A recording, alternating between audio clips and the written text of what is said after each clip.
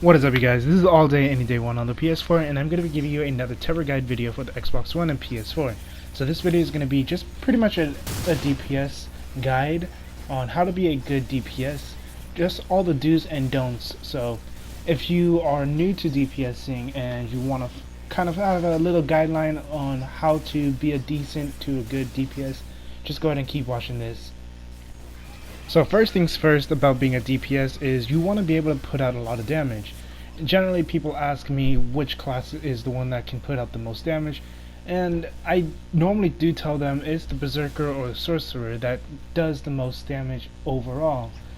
But it won't matter whether you are one of the top tier classes or if you're one of the lower tier classes. The thing about being a DPS is you want to be able to survive, because if you're not alive and you're dead and you can't put out damage.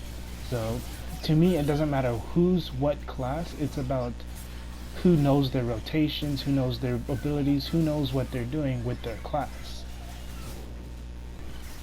So the next thing about being a good DPS is positioning. So all three class types, like the tank and the healer, all rely on positioning. That's what Tera pretty much is. You need to be in a good position in order to put out the most amount of damage that you could possibly do. So the spots you should never be in ever is you never want to be in front of the boss, because that is where the tank belongs, is in front of the boss. For the DPS, you either want to be behind or on the side. You generally want to be always behind the boss, unless there's a certain mechanic where the boss does a one-shot type of ability, like he'll turn around, do a backslam, then you would move to the side and do damage, and then you would end up moving back to the back to his back or her back. The back is your safe spot, your not safe spot, but your sweet spot for a DPS. So when it comes to making your builds, or not necessarily making your builds, but just using your abilities in general, you normally don't want to focus on using your basic attack, because your basic attack is just a basic attack. It's not something that's going to be putting out a lot of damage.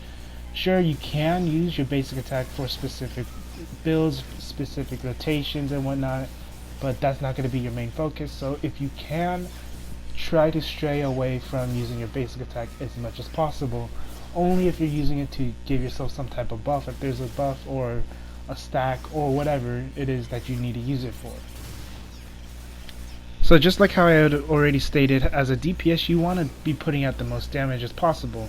So that means you want to make sure you're utilizing the buffs that the tank and the healer uses, as well as using your own buffs such as your broach, your Noxian infusions, your own ability buffs and whatnot. Just everything you can, especially if the boss is enraged and you have enraged damage, and then you're getting crit buffs and power buffs and all this stuff. You want to be able to really utilize all of that, because if you don't, then it's not gonna be great for yourself or your team, because as a DPS you want to burn the boss as quick as possible, but also you want to play it safe.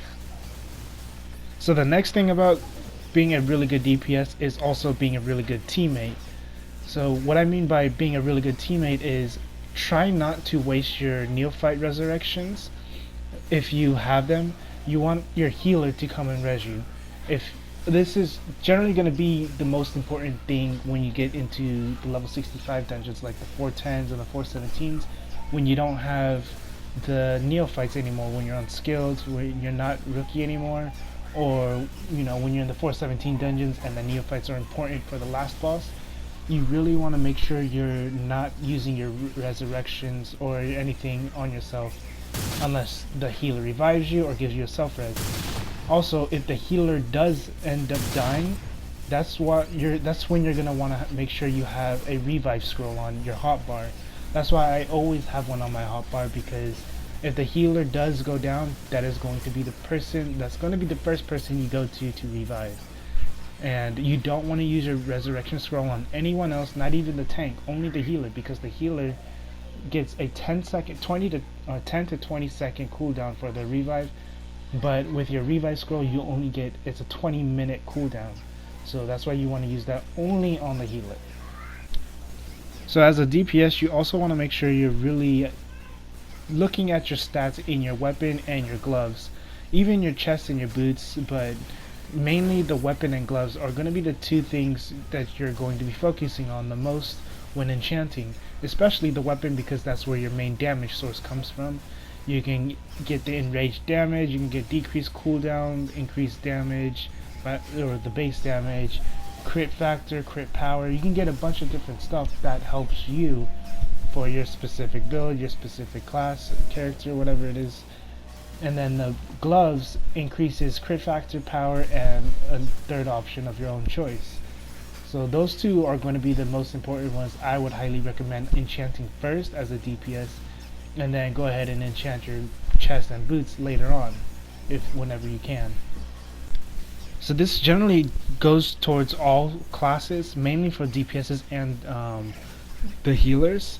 But as a DPS, you want to be able to move around a little bit more than regularly, because you want to be prepared, not move around, but you want to be prepared for specific mechanics that the boss may do to you. Sometimes you'll be stuck in animation and the boss will hit you. That's why you want to be ready. You want to just be ready for anything, because if you get hit, sometimes it's just over, or you just take a lot of damage. So when I say get ready, I mean you want to make sure you know the mechanics of the boss, like you know the swing, what he does before he does his one shot. Let's say he decides to look at you, if he puts a purple ring on you, that means he's going to look at you and he's going to start clawing to you or something, right? There's just specific mechanics for each boss that you really want to make sure you're paying attention to.